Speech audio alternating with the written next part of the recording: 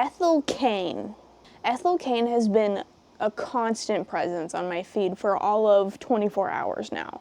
And as somebody who is easily influenced from what I see on my social media feed, I had to investigate what was so amazing about this supposedly horrifyingly scary, traumatic album. Now I know Ethel Cain isn't exactly metal music, but from what I've been able to get from this new Ethel Cain album, Pervert, I think that's what its name is. On January 8th, Ethel Cain released an album called Perverts. It was announced in 2024, around October, I believe, and specifically, all of the reactions I'd been seeing on my feed was that this album was terrifying to people, that they weren't able to finish the album because it made them feel so uncomfortable. And I'm into that. That's the kind of music I like. I like listening to an album and having this like deep onset dread. Having an album instill such a like festering feeling of emotion within yourself. Love it. That is how you know it was crafted well. Now, as a little background as to why I'm talking about a dark ambient album, which is what I'm assuming it is, I mean this in the most serious way.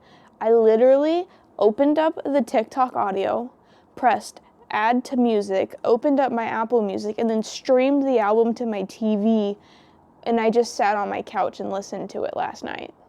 There was no background, no research.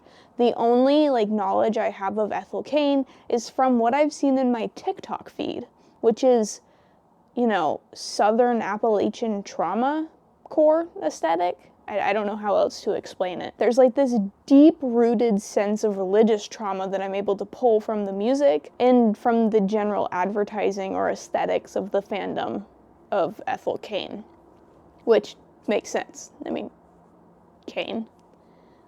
The best way I can explain it is a lot of these songs are taking the dark ambient approach to what somebody would use as a horror soundtrack to a indie video game.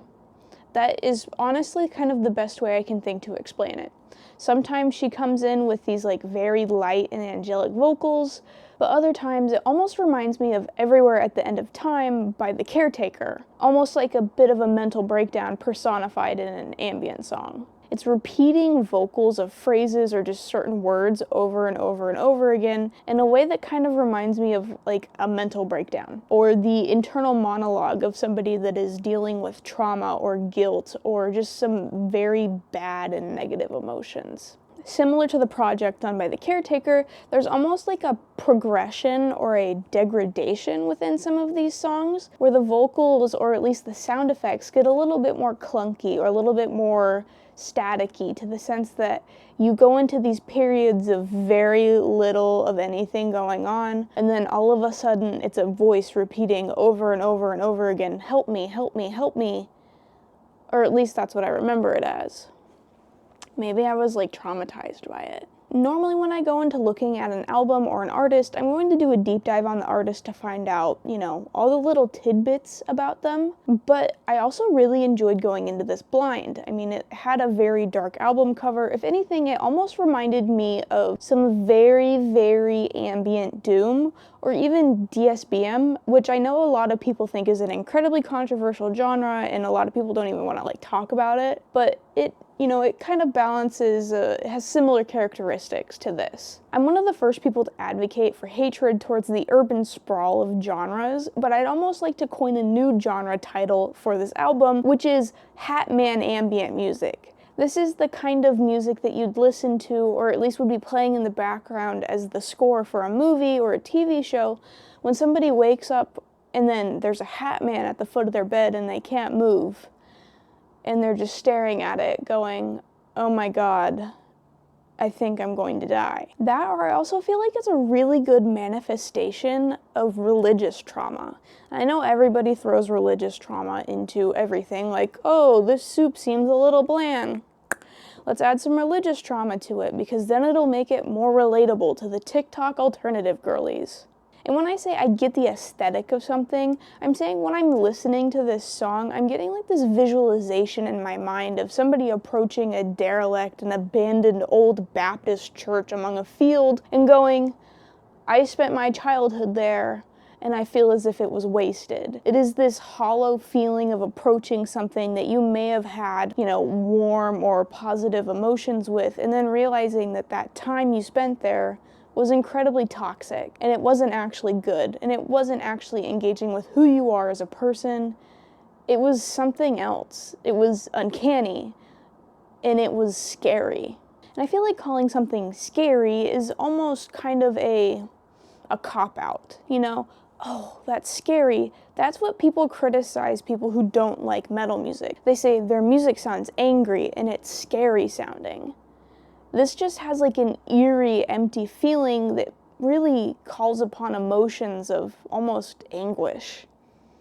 I vibe with it. Obviously, this isn't something that I'm going to be adding to my daily playlist, as I have to be positive to be productive. I like to engage with positive music as I, go through my workday or make content, because if I'm listening to deep depressive things, I'm gonna go smoke a cigarette on my porch, which I'd argue is a great way to utilize this album.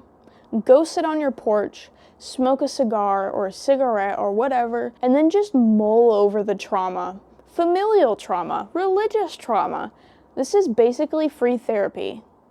But it isn't for everyone, and it might not be for you. I've been a little hesitant to even get into talking about specific albums, as I almost burnt myself out a little bit when going through and reviewing albums or giving my thoughts on something, because how am I qualified to give an opinion on a musician's creation? I'm not a musician.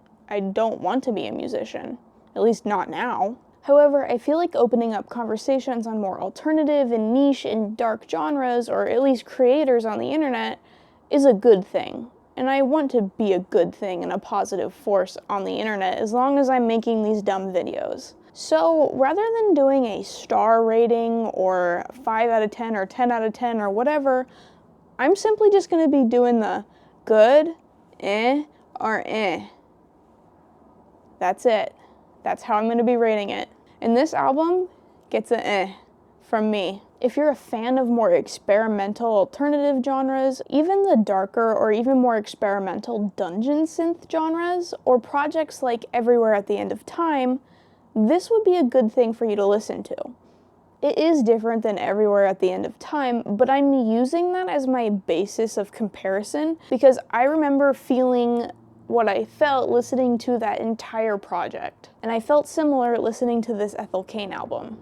So, ultimately, if you're looking for something to mull upon your thoughts in the dark of night, try this album out. I hope you enjoyed listening to one of my first actual video conversations about an album. And if you'd like to see more, consider subscribing to the Poser Club and joining our online community where we talk about stuff like this all the time. I'm Blondie, and I'll see you next time.